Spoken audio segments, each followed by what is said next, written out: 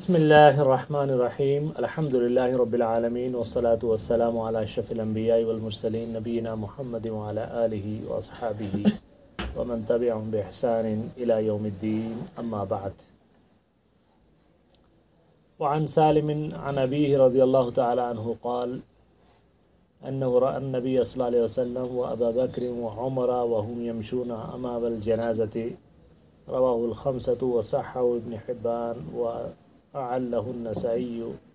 وطائفة بالإرسال.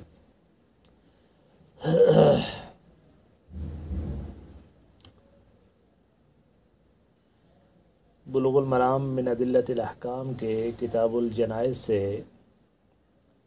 آج جس حدیث سے درس کا آغاز ہوتا ہے اس کے راوی سیدنا سالم بن عبداللہ رضی اللہ تعالیٰ عنہ ہیں.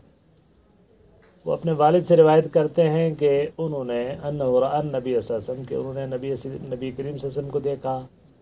وہ ابا بکر اور سیدنا ابو بکر کو، وہ عمر اور سیدنا عمر کو، وہ ہم یمشون امام الجنازہ اور وہ جنازے کے آگے چلا کرتے تھے، جنازے کے آگے چلا کرتے تھے. رواہ الخمسۃ، ان کو احمد، ابو داؤد، ترمذی، نسائی، ابن ماجہ نے روایت کیا ہے، اور البتہ امام نسائی اور دوسرے بعض محدثین نے ارسال کی بنیاد پر اس حدیث کو معلول قرار دیا ہے. البتہ صحیح بات یہ ہے کہ یہ شیخ البانی رحمہ اللہ وغیرہ نے اس کو صحیح قرار دیا ہے، صحیح سنن ابن داؤد میں اس کا ذکر ہے، بعض نے اس کو حسن کہا ہے. تو اس حدیث سے یہ پتہ چلتا ہے کہ جنازے کے آگے چلنا چاہیے. جنازہ جب لے جایا جا رہا ہو تو سیدنا یعنی نبی کریم صلی اللہ علیہ وسلم اور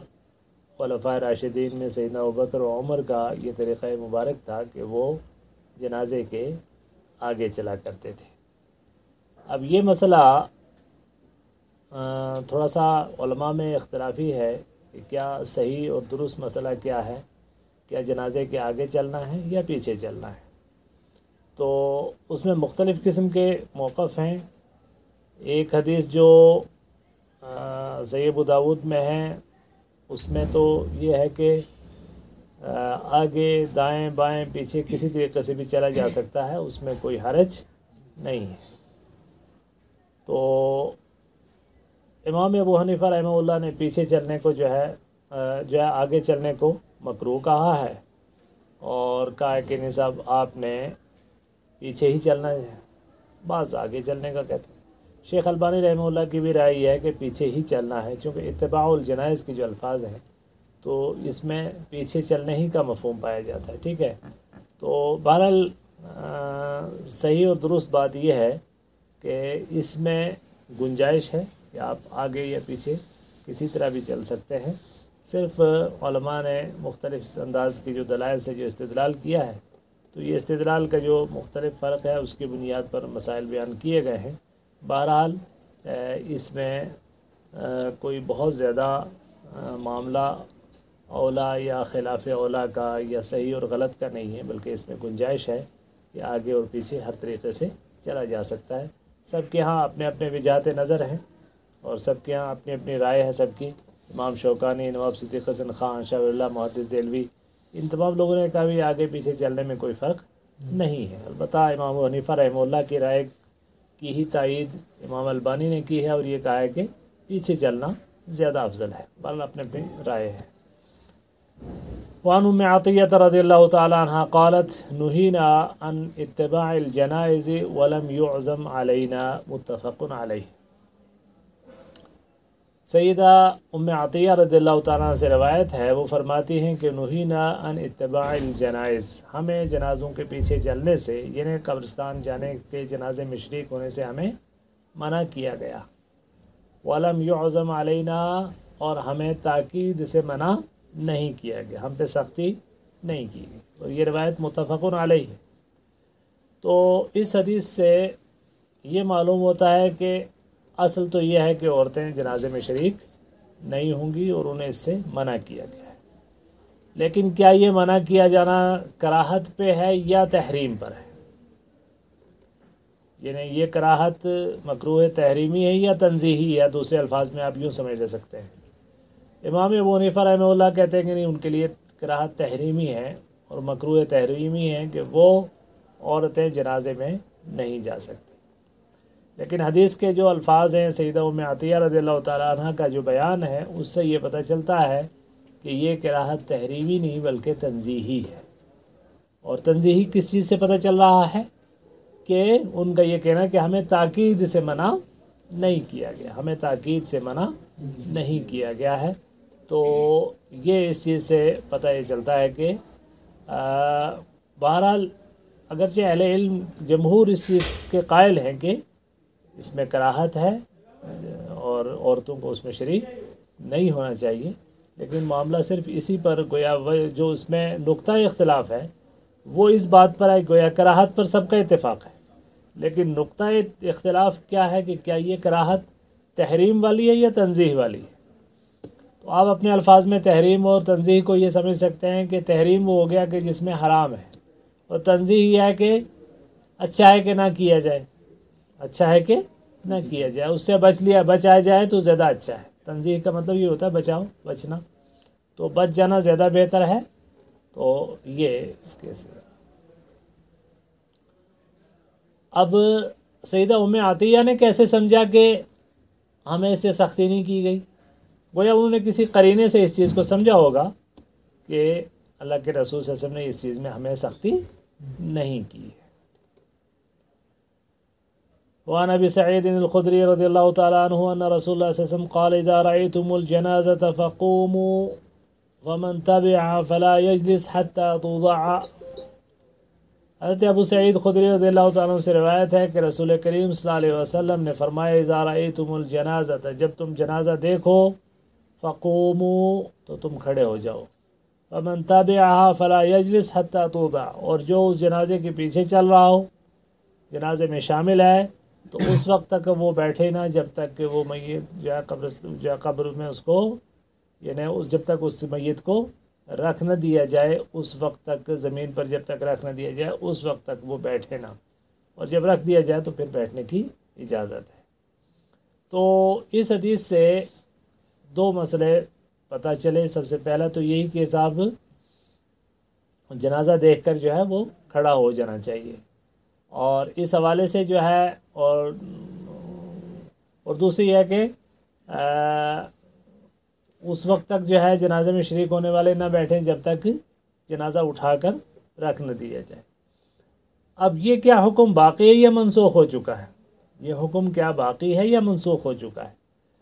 جب اللہ کے رسول صلی اللہ علیہ وسلم نے یہ عمل کیا کہ آپ جنازہ دیکھ کے کھڑے ہو گئے، اور دوسری حدیث میں وضاحت ہے کہ ایک یہودی کا جنازہ تھا، اور آپ سے پوچھا گیا کہ آپ کیا اس کے احترام میں کھڑے ہوتے ہیں؟ تو آپ نے فرمایا نہیں، کیا الیست نفسن، کیا یہ انسان نہیں تھا، مطلب کہ یہ ایک جان نہیں؟ تو کیا یہ میت کے احترام میں کھڑا ہوا جاتا ہے، یا موت کی ایک جو تحویل ہے، مطلب موت کی جو سختی ہے یا اس کے اندر جو عبرت کا پہلو ہے، اس عبرت کے پہلو کو مد نظر رکھ کے کھڑا ہوا جاتا ہے، نہ کہ میت کے احترام میں کھڑا ہوا جاتا ہے؟ کیونکہ پھر جنازہ ایک جو ہے کیا کہتے ہیں، اگر غیر مسلم کا جنازہ ہے تو اس کا کوئی احترام اس طرح کا تو نہیں ہے کہ جس کی بنیاد پر اس کے لیے اللہ کے رسول صلی اللہ علیہ وسلم کھڑے ہوں۔ تو آپ صلی اللہ علیہ وسلم کے کھڑے ہونے کی جو یہ تعلیم ہے وہ اس بنیاد پر ہے کہ گویا موت کو جب موت کا کوئی مظہر آپ کی آنکھوں کے سامنے سے گزر رہا ہو تو آپ کیجول نہ لیں اس کو، بلکہ عبرت پکڑیں، ٹھیک ہے، اور اس کے لیے کھڑے ہو جائیں۔ البتہ اہل علم کا یہ کہنا ہے کہ یہ دونوں حکم جو ہے وہ منسوخ ہو چکے ہیں، یہ دونوں حکم منسوخ ہو چکے ہیں۔ اللہ کے رسول صلی اللہ علیہ وسلم جو ہے بہت سارے امام ابن سیرین نے بیان کیا کہ مختلف جو ہے صحابہ کرام سے یہ ثابت ہے کہ وہ جنازے گزر جایا کرتے تھے اور کھڑے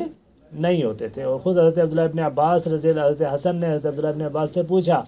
کہ آپ کیوں نہیں کھڑے ہوئے؟ تو انہوں نے خود اس چیز کی وضاحت کی کہ اللہ کے رسول صلی اللہ علیہ وسلم پہلے کھڑے ہوا کرتے تھے، بعد میں آپ نے کھڑے ہونا چھوڑ دیا تھا۔ اور اس میں بھی ایک سبب بیان کیا جاتا ہے کہ اللہ کے رسول صلی اللہ علیہ وسلم کھڑے ہوئے اور وہاں سے ایک یہودی ایک عالم کا گزر ہوا، اس نے کہا ہمارے ہاں بھی یہ طریقہ ہے کہ کہ ہم جنازے کے احترام میں کھڑے ہو جاتے ہیں، تو اللہ کے رسول صلی اللہ علیہ وسلم نے فرمایا کہ ان کی مخالفت کرنی ہے، اب اگر یہ کھڑے ہوتے ہیں تو ہم بیٹھ جایا کریں گے، ہم بیٹھ جایا کریں گے۔ تو یہ چیز ہے،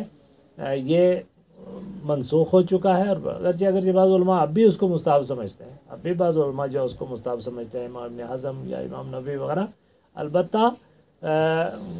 اکثریت کا یہ کہنا ہے کہ یہ حکم منسوخ ہو چکا ہے، ٹھیک ہے۔ تو وعن ابی اسحاق ان عبداللہ ابن یزید ادخل المیت من قبل رجلی القبر وقال هذا من السنہ۔ تو حضرت ابو اسحاق بیان کرتے ہیں کہ عبداللہ ابن یزید رضی اللہ تعالی عنہ نے ادخل المیت من قبل رجلی القبر، میت کو اس کے پائنتے کی طرف سے، پیروں کی طرف سے میت کو قبر میں داخل کیا اور کہا کہ یہ سنت ہے۔ اور خود اللہ کے رسول صلی اللہ علیہ وسلم کے بارے میں یہ وضاحت موجود ہے کہ اللہ کے رسول صلی اللہ علیہ وسلم کو بھی اسی طریقے سے قبر مبارک میں اتارا گیا تھا، اور جیسے کہ ترتیب یہی تھی کہ آپ کو، اب اس کی ترتیب کو اگر آپ سمجھنا چاہیں کہ وہ ترتیب کیا تھی، یوں سمجھیے، آپ یہ سمجھ لیے کہ یہ ایک قبر ہے اس طریقے سے، اور یہ قبلہ رخ ہے، یہ قبر، ٹھیک ہے۔ ایک میت کو لایا گیا ہے، تو میت کو لا کے آپ یہ تصور کیجئے کہ اس کا یہ سر ہے، ٹھیک ہے، تو یہ اس کی جو ہے یہ قبر ہے، اور یہ اس کا پینتانہ ہے، اور یہ اس کا سرانہ ہے۔ تو میت کو اس طریقے سے لا کے یہاں سے یسل سلن، اس کو یہاں سے داخل کیا جائے گا اس طریقے سے۔ تو یہ ایک صحیح طریقہ ہے، چونکہ یہ وہ کیفیت ہے جس کو عام طور پر سمجھنا کو تھوڑا سا مشکل جیسا ہو جاتا ہے کہ ترتیب کیا ہے۔ گویا آپ یوں سمجھ لیجئے کہ ایک قبر کھدی ہے، اس کا وہ حصہ کہ جہاں پہ پاؤں رکھا جائے گا، میت کو لٹانے کے بعد جہاں جس جگہ پاؤں آئے گا اس جگہ لا کے آپ گویا میت کو اس طرف سے لے کر آئیں، اور وہاں پر گویا سر ہوگا، اور اس کو اس طریقے سے یوں داخل کر کے سلائیڈ کرتے ہوئے آپ آگے لے جا کے میت کو اس مقام پر پہنچا دیں جہاں اس نے رہنا ہے، جہاں اس کا سر ہوگا، ٹھیک ہے نا۔ تو یہ ترتیب ہوگی میت کو قبر کے اندر داخل کرنے کی، اور بسم اللہ وعلی ملت رسول اللہ، اور یا بسم اللہ علی سنت رسول اللہ کہتے ہوئے اس کو اس میں داخل کرنا ہے، ٹھیک ہے نا۔ تو یہ ترتیب ہے اس کی، اور داخل کرتے ہوئے پھر اندر جا کے اس کو جب لٹایا جائے گا، تو لٹانے کے بعد اس کا رخ جیسے چہرے کا وہ قبلے کی طرف کر دیا جائے گا، اس کا جو رخ ہے وہ قبلے کی طرف کر دیا جائے گا۔ تو یہ ترتیب، اگرچہ کچھ لوگ یہ کہتے ہیں کہ نہیں صاحب اس کو مثال کے طور پر آپ ٹیڑھا لٹا رہے ہیں، اس کا رخ قبلے کی طرف ہے، ایک ترتیب یہ ہے۔ بعض لوگ یہ کہتے ہیں کہ نہیں صاحب اس کا پاؤں جو ہے قبلے کی طرف ہوں گے، سر اس کا قبلے کے اپوزٹ سائڈ ہوگا، تو تاکہ جب وہ قیامت کے دن اٹھے تو وہ گویا اس طریقے سے اس کے پاؤں اور یہ اس کا سر ہے، تاکہ قیامت کے دن وہ اٹھے تو یوں اٹھے تو اس کا سر سیدھا، چہرہ اس کا جا کے قبلہ رخ ہو جائے۔ لیکن یہ وہ ترکیب ہے کہ جو اس پر عام طور پر معمول بہا نہیں ہے۔ صحیح ترکیب یہ ہے کہ نہیں، اس طریقے سے ہوگا کہ جب وہ لیٹے ہوگا داہنی کروٹ پہ، اس کا چہرہ جو ہے وہ قبلے کی رخ ہوگا، سمجھ گئے نا آپ بات کو۔ تو پھر جب وہ اس کو لٹا دیا جائے تو پھر ترتیب یہ ہے کہ دو صورتیں ہیں، کہ ایک صورت یہ ہے کہ اس کے جو بھی بندھن، جو تنیاں جس سے اس کو باندھا ہوا ہے، اس کے پاؤں باندھے ہوئے ہیں، اس کا کمر باندھی ہوئی ہے، اس کا سر باندھے ہوئے ہیں، تو اس کے وہ سارے کے سارے گانٹھیں کھول دی جائیں، اس کی گانٹھیں کھول دی جائیں، سر کی طرف سے بھی اس کی گانٹھ کھول دی جائے، اور یہی صحیح طریقہ ہے۔ البتہ ایک روایت اس طرح کی ہے کہ سیدنا عمر نے یہ وصیت کی تھی کہ جب تم مجھے قبر میں رکھو تو میرے جو چہرے سے کفن ہٹا کے میری اس جو رخسار ہے اس کو مٹی پہ رکھ دینا، میری رخسار کو مٹی پہ رکھ دینا، اور باقی جسم کو جو ہے ویسے رہنے دینا۔ تو اس میں دونوں طریقے درست ہیں، تو البتہ زیادہ جو معمول بہا طریقہ ہے وہ یہی ہے کہ اس کے جو ہے اس کے جو ربط ہیں وہ سارے کے سارے کھول دیے جاتے ہیں اور اس کو ویسے ہی چھوڑ دیا جاتا ہے. ٹھیک ہے.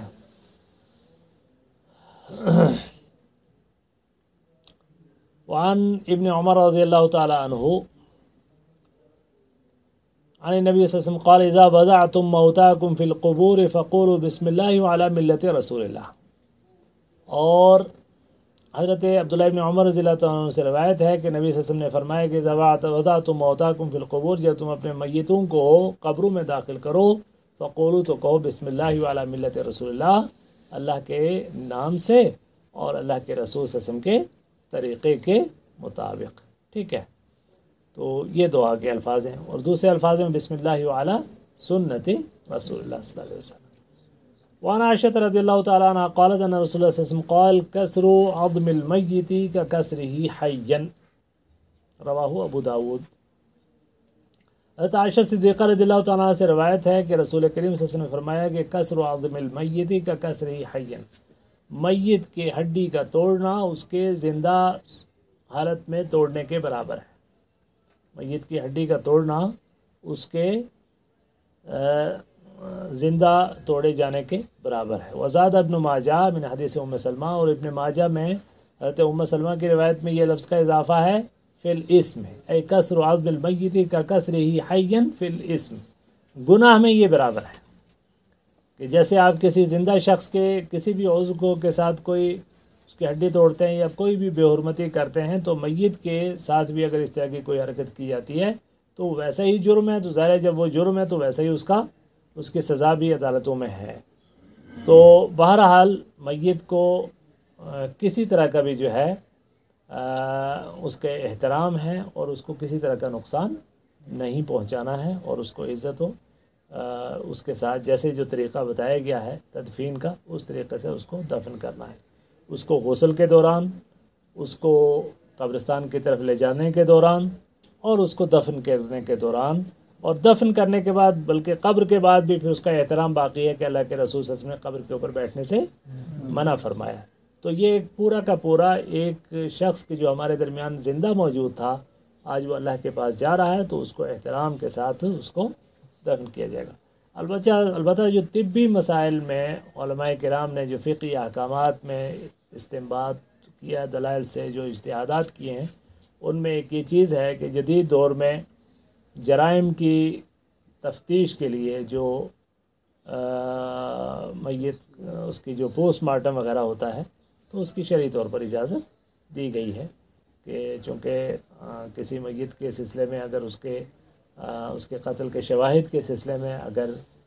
کوئی شواہد اکٹھے کرنے ہیں یا اس کے قتل کا سبب جاننا ضروری ہے، تو اس کے لیے پوسٹ مارٹم میں ظاہر ہے وہ ساری کی ساری کیفیت جو میت کے ساتھ ہوتی ہے، تو اس کی ضرورت کے تحت اجازت ہے. ٹھیک ہے. اچھا، یہیں پر ایک اور مسئلہ بھی ہے کہ یہ تو آپ سمجھ لیجئے کہ اس کی ہڈی توڑنا، اس کو کاٹنا، اس کی کاٹ پیٹ یہ سب کرنا درست نہیں ہے، لیکن کیا میت کو جلانا بھی جائز ہے؟ مسلمان کی میت کو ظاہر ہے جلانا کسی صورت میں جائز نہیں، حرام ہے، وہ تو طریقہ ہی نہیں. لیکن کیا کسی غیر مسلم کی میت کو بھی آپ جلا سکتے ہیں کہ نہیں جلا سکتے ہیں؟ یہ مسئلہ تھوڑا سا اہل علم کے درمیان اختلاف کا ہے، اور خاص طور سے گزشتہ جو کرونا کی وبا کے دوران جب ایک ایمرجنسی کی صورت پیدا ہوئی اور بہت زیادہ موتیں ہوئیں ہمارے غیر مسلم بھائیوں کی بھی، اور ان کے جو آخری رسومات ہیں اس کو ادا کرنے کے لیے کچھ مسلمان تنظیمیں آگے آئیں